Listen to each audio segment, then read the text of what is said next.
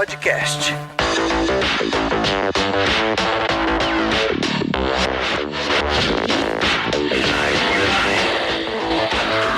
Fala pessoal, Reinaldo Siloto passando aqui rapidinho, só para lembrar que lá no nosso site oficial do TOTUS Developers você encontra muita informação sobre as tecnologias utilizadas dentro da TOTUS, além de muitos links interessantes, inclusive para todos os episódios deste podcast, além do link para o nosso Slack oficial.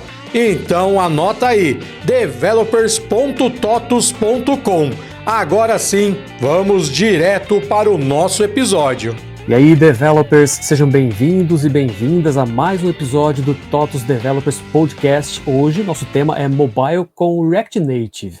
E ninguém melhor que o nosso convidado de hoje, Luciano de Souza, também conhecido como o Primo Dev. Bem-vindo, Primo, tudo bem? Fala, galera, tudo jóia? E você, Rafael, tudo tranquilo? Tudo jóia. Como é que surgiu esse apelido, então? Fala um pouquinho mais de você.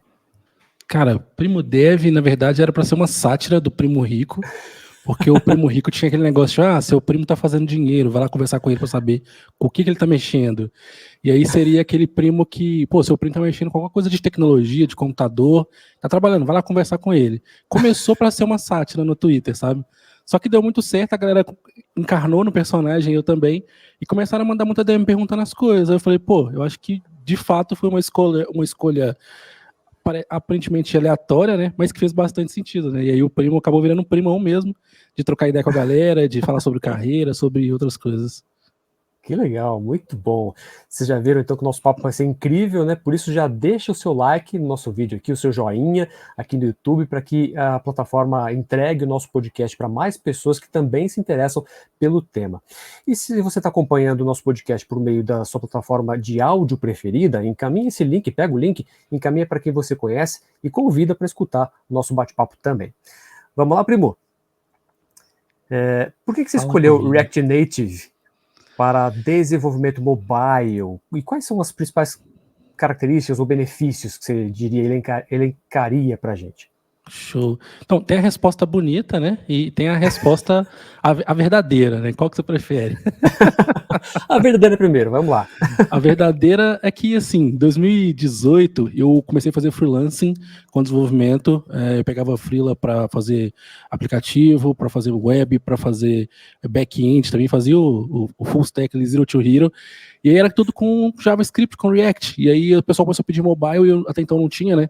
E aí eu falei, acho que o React Native vai ajudar a entregar, porque aí vai ser meio que uma linguagem só, algumas coisas a gente vai poder reaproveitar e vai ser fácil. Então, assim, a história verdadeira é que foi por comodidade, por ser mais simples entregar com JavaScript, com o React, né, em todos os ecossistemas que eu me propunha a entregar o freela para o cliente.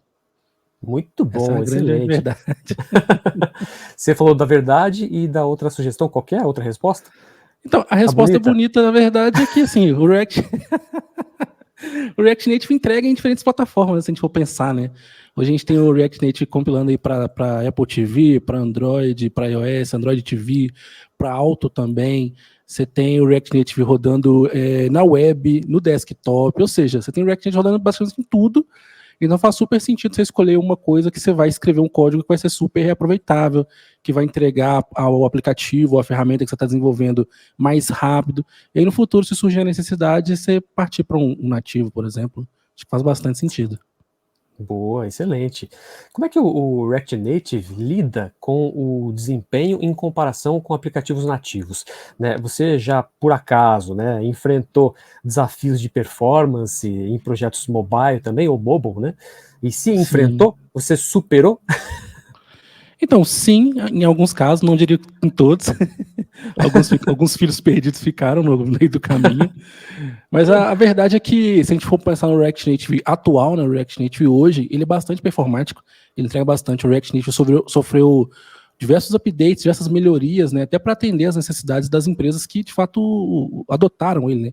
Se a gente pensar, o React Native é usado em grandes empresas, tem algumas grandiosas, tipo o Airbnb, por exemplo, que abriu mão, mas você tem grandes empresas ainda que são construídas, né, digamos assim, em cima da stack do React Native, sabe?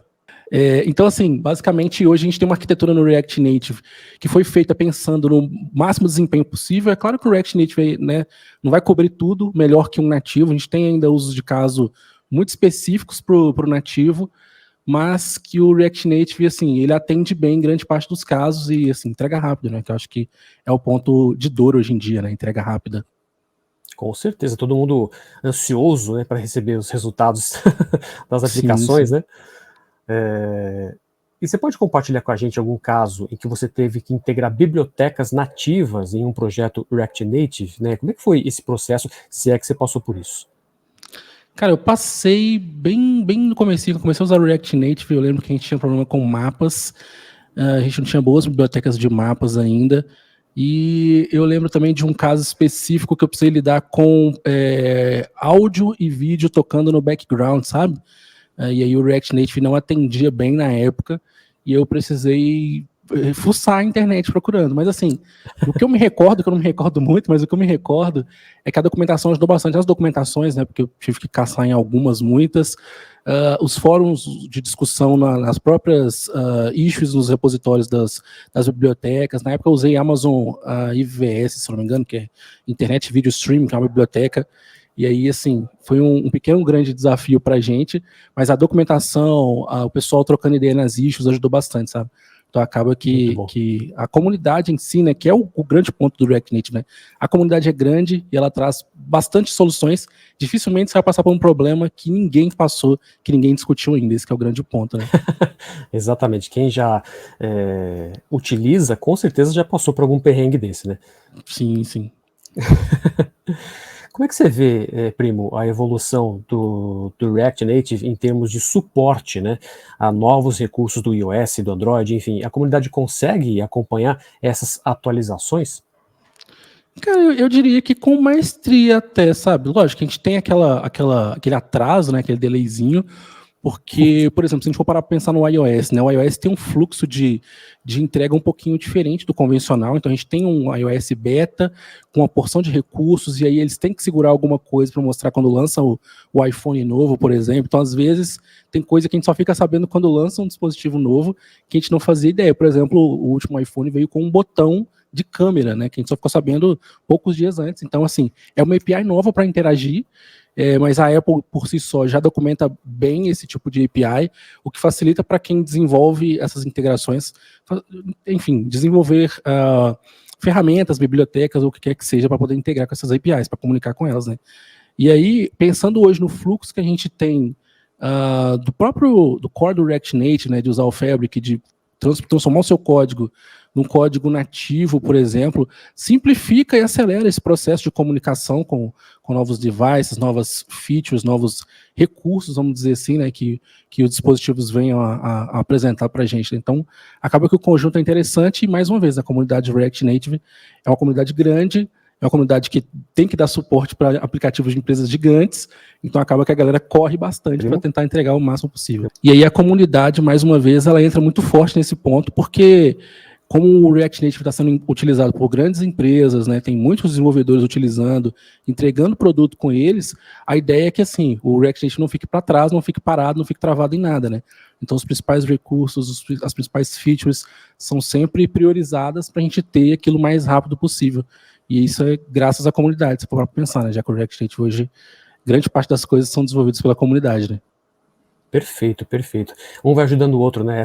Esse é o objetivo de uma comunidade, né? Isso é muito legal. E quais são os principais erros que você elencaria que as pessoas desenvolvedoras iniciantes, né, em React Native costumam cometer? E como é que você aconselharia a evitar esses erros, então? Quais são os mais comuns que você fica sabendo? Tá. Tem um específico, talvez seja uma experiência que aconteceu comigo, mas eu vi porque pensando se isso não seria comum, né? O pessoal vem do React, né, para o React Native, com aquela questão de que, você escreve código React e é o mesmo código, é o mesmo componente, você vai reaproveitar.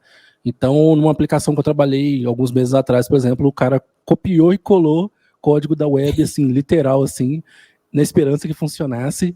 O React Native tem suas particularidades, ele vai invocar elementos nativos do sistema operacional de cada dispositivo, então você tem elementos que o próprio React Native exporta para você substituir aquilo que seria a div, que seria o text input, que seria, por exemplo, um botão lá no HTML, né? Então, acho que um dos primeiros pontos aí que a gente pode falar é sobre React, mas não é bem React, sabe? A sintaxe do JSX, mas os componentes e algumas outras questões eles são mais focados no React Native. É claro, você vai ter um reaproveitamento de conhecimento dos hooks, do ciclo de vida, desse tipo de coisa, né?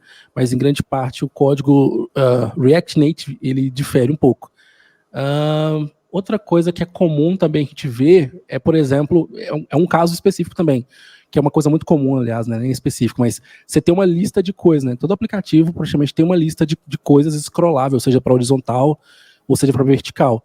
E é muito comum o pessoal criar uma lista utilizando a scroll view, por exemplo, ao invés do flat list. Exemplo, tá?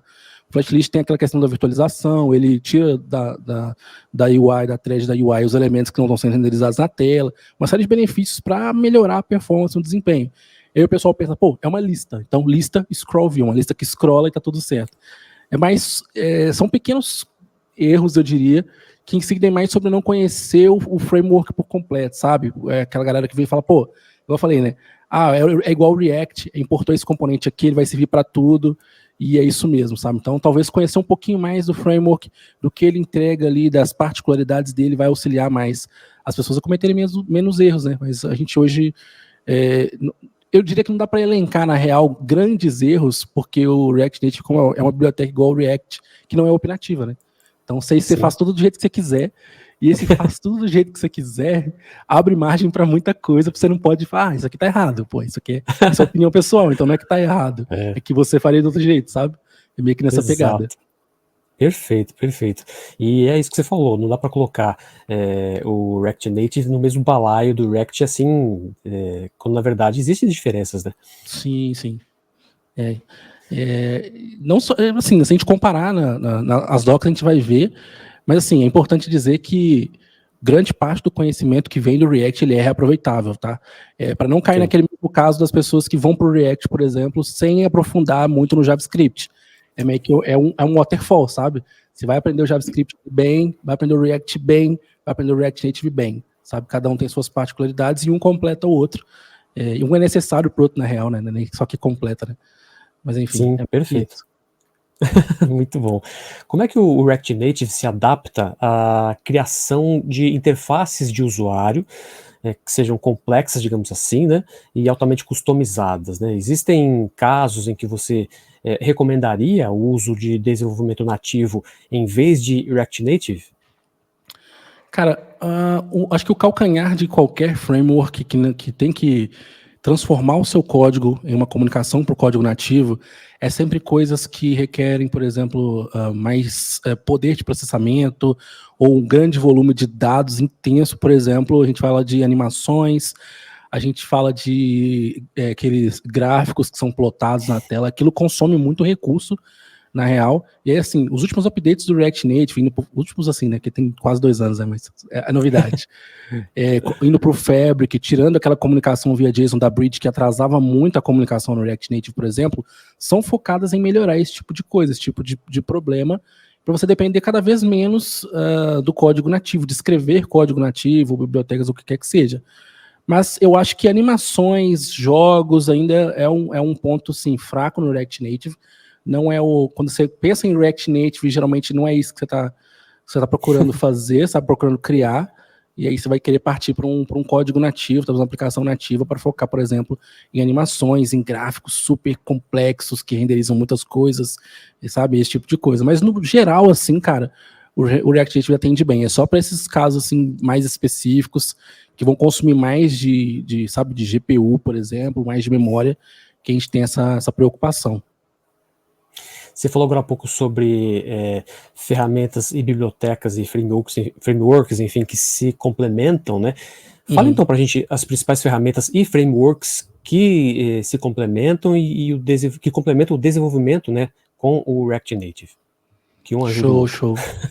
Cara, na verdade, assim, esse é já um ponto na curva que o React Native lembra muito o React, né, e outros frameworks de JavaScript, né. O React Native, ele tem muita coisa pronta que você pode importar do próprio React Native, né, os elementos principais, e estilizar esses elementos, mas grande parte das coisas hoje você depende de bibliotecas externas, né? Por exemplo, navegação. Grande parte dos aplicativos que eu trabalhei usavam o React Native Navigation, por exemplo, que é assim, virou core, virou obrigatório quase, né? Hoje a gente tem o Expo, que é uma ferramenta muito boa para auxiliar a gente a desenvolver. O Expo também, ele vem ali como uma casca para o React Native, quase que um framework nas últimas versões. Você tem ali um sistema de pastas que virou um file routing system, similar ao que a gente tem lá no Next.js, por exemplo, que eu particularmente não gostei muito, mas assim, né, para os adeptos, tá lá, sabe? Então a gente tem o Expo, que entrega bastante, a comunidade do Expo também entrega bastante, entrega rápido. A gente tem bundles super pequenos hoje, que eu acho que era um dos problemas também de quem usava Expo antigamente. O Expo facilita bastante para você que tem um dispositivo, às vezes não tão bom, um Mac da última geração, um computador do processador mais top, para rodar não consigo rodar o emulador. Então você instala o Expo Go no celular, você já consegue rodar o seu app e deixar só o bundler ali rodando no seu PC, que já ajuda bastante, sabe? Então o Expo é uma grande ferramenta, o React Navigation é obrigatório, eu acho. Hoje a gente pode falar que talvez uma biblioteca de gerenciamento de estado depende muito da sua abordagem de desenvolvimento. A aplicação que eu trabalho hoje usa Apollo e GraphQL, então acaba que a gente não precisa de um gerenciamento de estado ativo, a gente faz muita coisa no cache, enfim, e contexto. O próprio context do React Native já atende bastante em termos de gerenciamento de estado. Não é nada, né, de outro mundo, igual o Redux era, né, por exemplo, super complexo, mas atende bastante em grande parte dos casos. E aí você vai ter, por exemplo, coisas como, bibliotecas de ícone. Hoje a gente tem muito biblioteca de componentes, a gente tem o Paper, tem o Material. Se eu não me engano não, né? Se eu não me engano, eu uso isso no dia a dia, que é o Tamag, que traz muitos componentes prontos também que a gente pode customizar. Então a gente tem um ecossistema muito grande, e isso talvez cause um pouquinho de confusão nas pessoas, porque são muitas opções, causa um pouquinho de clubismo também, né? Eu prefiro tal coisa, eu prefiro o Tailwind, que tem acho que Native Wind, né? Pro React Native. Eu prefiro mais o que é puxado pro Material, sabe? Então tem essa galera aí que esse clubismo causa um pouquinho de, talvez, dor de cabeça em quem tá começando e tá começando um projetinho para aprender e tal. Mas, assim, acho que é uma tendência de todo o ecossistema que é muito grande, como é o caso do JavaScript e do React, né? Então, assim, mas são muitas bibliotecas e ferramentas, depende muito do seu caso de uso da aplicação que você está desenvolvendo. Acho que esse que é o ponto. O seu objetivo, né, final. Sim, essa que é a questão. Boa. Agora, queria falar com você sobre a popularidade crescente do Flutter. Você acha que... Eita, bomba! Como é que você vê diante disso o futuro do React Native? Então, cara, eu acho que o React Native ainda tem muito caldo, digamos assim, tá se espremendo, sai muita coisa. O React Native é uma grande ferramenta, como eu falei, tem grandes empresas que utilizam o React Native, e aí já é eu sendo clubista, tá? Na minha humilde opinião, o Flutter só tem essa visibilidade que ele tem porque a Google tá por trás do Flutter, né? Que a grande verdade é que, né, você tendo um nome tão grande assim, faz com que aquela biblioteca, aquele framework, ele apareça mais. Como é o caso do React Native, né? Talvez se não fosse a Meta ali por trás do Facebook na época, né, por trás do React Native, por trás do React, por trás do Hermes, por exemplo, que faz a engine do Android no React Native, ele não seria tão grande, sabe? Então, mas assim, eu acho que a gente já teve tempo do Flutter crescer mais, eu acho que ele tá bem tímido ainda, se comparado com o React Native, a adoção tá maior, e é o que eu comentei, as mudanças que a gente teve no core do React Native, em como as requisições, né, a thread funciona, a Shadow Tree, por aí vai, funciona, isso faz com que a gente continue ganhando vantagem. E o principal, né, é código JavaScript que você escreve em qualquer lugar. Tudo bem, eu comentei, não é igual, mas é código JavaScript ainda. Então a lógica ali, né, aquela camada de lógica da sua aplicação, a parte de requisições, a parte de tipagens, tudo isso ainda é aquele mesmo JavaScript ou TypeScript que você usa lá no back-end, que você usa no front-end na web, e por aí vai. Então, assim, a gente tem muitas vantagens, na minha opinião, tá? Pode ser clubismo da minha parte, mas eu vejo muitas vantagens. Perfeito. Então o futuro ainda é promissor, né? Na minha opinião, sim, cara. Eu acho que quando a gente tiver, por exemplo, as grandes empresas que usam o React Native, todas começam a falar, não vale a pena, vamos sair fora, aí a gente talvez tenha um ponto de atenção. Mas enquanto tiver gente usando, é aquele lance, né? Vai ter gente criando coisas para o React Native, vai ter dev aprendendo o React Native, e aí fica aquele mercado se retroalimentando, né? Esse que é o ponto. Exatamente, perfeito. Agora, uma dica de milhões. Quais são as melhores práticas que você diria para quem está acompanhando a gente, né? Para desenvolver apps com React Native e garantir escalabilidade e manutenção de código a longo prazo? O que você acha que você pode dar aquela dica assim, fera? Cara, eu acho não sei se uma só não, pode ser várias. Show. Acho que a dica mora, sim, cara, TypeScript. E o TypeScript, ele vai em todas as camadas, assim, para pensar, né? Igual eu falei, o JavaScript, ele tá em tudo quanto é esfera da sociedade tecnológica, e o TypeScript, ele pode entrar lá junto, sabe? Então, você ter um código tipado vai te ajudar a não cometer erros bobos, que eu acho que é o que mais fere o programador, é quando você comete um erro muito bobo, que você quebra prod porque esqueceu, sei lá, uma vírgula, um chaining, alguma coisa assim que era muito óbvia, sabe? Que o JavaScript não te avisa, que o editor não te avisou, sabe? Então, eu acho que o TypeScript, ele já chega assim, já chutar na porta, em termos de boas práticas. Tem gente que não gosta de TypeScript, que aumenta o tempo de trabalho, não sei o que, cara. Falácia. Ficou vendo muito coach de tech na internet falando que TypeScript vai te atrapalhar, que isso, que aquilo. A gente tem hoje, grande parte das tecnologias fortes no mercado, né, são tipadas. Então, assim, é uma tendência, né? E se adapta a quem quiser. Esse que é o ponto. E sempre vai ter quem não goste de alguma linguagem, um framework, ferramenta, enfim, sempre tem, né? E aí também, uma coisa que eu já comentei uma vez que o pessoal ficou meio bolado comigo foi que o TypeScript, ele atrapalha a pastelaria de software. Aquele negócio de tipo assim, vamos fazer de qualquer jeito, sem padrão, sem nada. O TypeScript, ele te impede de fazer isso, de certa forma, né? Lógico, não é um portal assim que vai, né, vai prevenir, mas ele te avisa, ó, isso aqui tá errado, essa tipagem aqui tá errada, essa propriedade aqui não existe, esse método que você está invocando não existe. E aí você vai errar só se você quiser mesmo, assim, você vai ter que fechar os olhos se você não quiser ver os erros, sabe? E aí nessa linha a gente tem, por exemplo, o ESLint, que é uma ferramenta legal para te ajudar no desenvolvimento, na entrega desse código. E aí, em termos de estrutura, como comentei, o React Native é uma biblioteca, não é opinionado, então você pode fazer tudo do jeito que você quiser. Ter uma boa estrutura ali, separando bem o seu código, separando bem os seus componentes de uma forma mais... Eu, particularmente, gosto de uma forma mais granular. Então, você tem botões, você tem input, você tem botões com ícone, você tem texto de tal forma, parágrafo, tudo bem separadinho para quando eu precisar usar, eu conseguir invocar aquilo de uma forma que eu não atrapalhe outras partes do meu software. Então, a componentização, ele é para mim, ele é um super trunfo.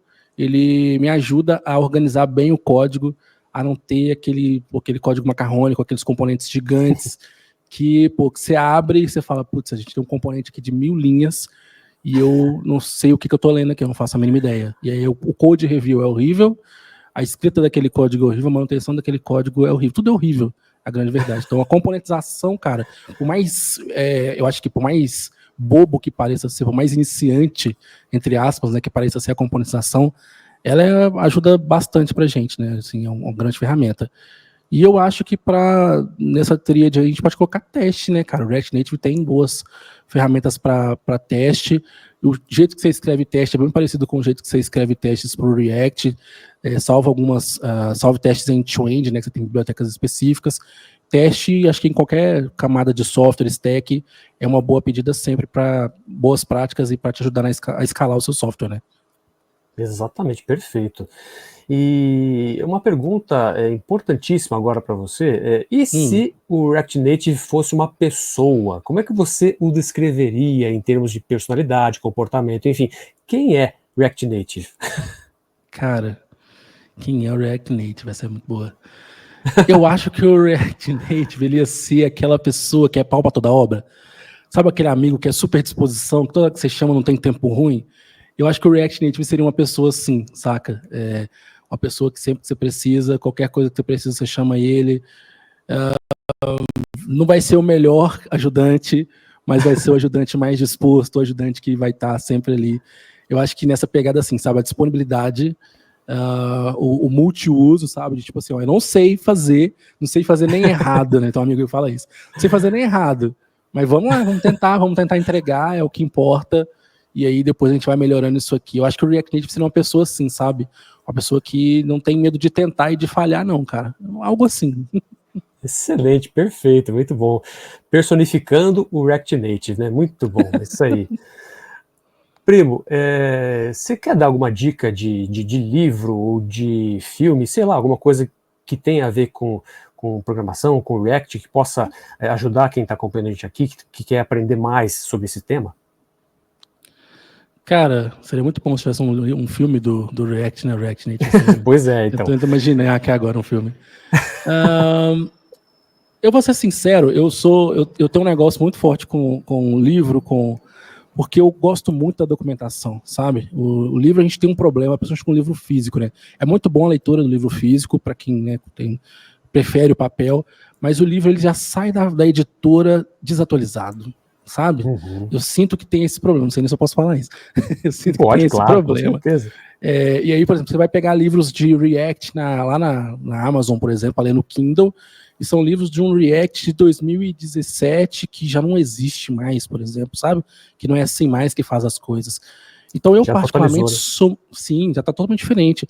Eu particularmente sou muito adepto, sou muito fã da documentação, da comunidade. Poxa, a gente tem grupos do React, do React Flux, do Software Mansion, que são os principais criadores de bibliotecas e de recursos para usar com React Native, que a galera tá lá trocando ideia o tempo todo, sabe? Devs de diversos países, diferentes culturas. Então é uma oportunidade de você fazer aquele networking, de arrumar um trampo fora, por exemplo, né, pelo aquele famoso QI, né, que é o que indica. Então eu sou muito fã da documentação e da comunidade. Livros são legais, eu particularmente não tenho nenhum específico para indicar de React Native, mas a comunidade, para mim, a documentação, são pontos altos, sabe? Eu acho que é a grande documentação que eu posso deixar, por mais básica que seja, por mais... É bater na tecla do simples mesmo, é o que funciona para mim. Perfeito. Fala de novo, então, o nome dessas comunidades para o pessoal poder acompanhar também. Cara, a gente tem o React Flux, você tem a Software Mansion, eu não vou conseguir lembrar o nome de outras agora, mas quando você vai na própria documentação do React, eles indicam algumas comunidades, até mesmo curso gratuito, curso pago, para quem tem, né, que prefere esse formato. Na própria documentação eles recomendam. E geralmente quando você vai na documentação de uma biblioteca, a Software Mansion, por exemplo, é um criador de um monte de bibliotecas, entre elas já deu manutenção no React Navigation. Então, quando você vai na doc das bibliotecas, geralmente se tiver uma comunidade, lá eles vão indicar para você entrar nessa comunidade e conseguir estar por dentro, né, das últimas notícias, das últimas mudanças. Acho que é um jeito bem legal assim, de você aprender e ver o que está pegando com a biblioteca que você mais usa, com o framework que está te pagando as contas. Acho que é um jeito legal de se atualizar. Muito, muito bom, muito bom. Primo, obrigado, viu? Passou muito rápido o tempo. Imagina, obrigado por compartilhar seu conhecimento e por esse bate-papo incrível. Você quer deixar suas últimas palavras, últimas considerações para a galera que está acompanhando? Com certeza. Eu diria que assim, cara, hoje o pessoal tem um negócio aí com o JavaScript, um preconceitozinho, né? JavaScript no back-end. Você balança a árvore, cai 10 dev JavaScript. Cara, se tem demanda, sabe, assim, se tem dev aprendendo, é porque tem gente fomentando o mercado, tem demanda, tem empresa precisando, tem muito código legado para dar manutenção por aí. Então, só porque é uma stack que parece comum, não desanima não. Se a gente for parar para pensar, o Java também é uma stack muito comum. A gente tem muito dev Java, muito dev Python, muito dev C .NET. E nem por isso o pessoal está desistindo dessas tecnologias. E o React Native, o JavaScript são tecnologias que estão movendo a internet para pensar. Então, cara, investe que vale a pena. Tem muita coisa boa para quem está se dedicando a essas tecnologias, na minha opinião. Muito bom, muito bom. Primo Dev, senhoras e senhores, muito obrigado, primo. Excelente, valeu por esse bate-papo sensacional. Obrigado pelo seu tempo e obrigado a você que acompanhou a gente aqui. Já aproveito e repito a informação do começo do nosso bate-papo aqui, para que você que está acompanhando a gente, curta esse vídeo no YouTube, para que o YouTube possa sugerir nosso vídeo para mais pessoas que também se interessam por este tema. E se você acompanhou pela sua plataforma de áudio preferida, pega esse link e compartilha com quem você quer que também aprenda bastante nesse bate-papo aqui. Beleza, pessoal? Obrigado, primo. Valeu, pessoal. Até a próxima. Tchau, tchau.